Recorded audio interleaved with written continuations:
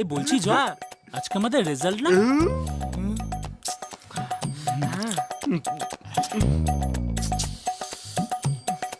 আমি তো এবারও গাড্ডু খাবো।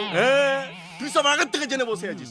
মার বসে আরে পরীক্ষার হলে স্যার সাদা খাতাটা দিয়েছিল, আমি আবার ওটাকেই জেরক্স করে দিয়ে দিয়েছি। আমি তো পুরো টুকে দিয়ে দিয়েছি। শোন না, একটা কাজ করি, ডুপ্লিকেট রেজাল্ট বানিয়ে বাবাদের দেখাই। পড়াশোনা জানে না তো, বুঝবেই না।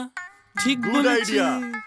এই শোন শোন কোথায় চিলি গুরু? শোন শোন, আমার একজন জানা লোক আছে, সে বানিয়ে দেবে। চ চ চ চ চ চ চ চ চ চ। বাবা বাবা আমরা পাস করে গেছি। পাস করে গেছি। হ্যাঁ বাবা, খুব ভালো রেজাল্ট হয়েছে।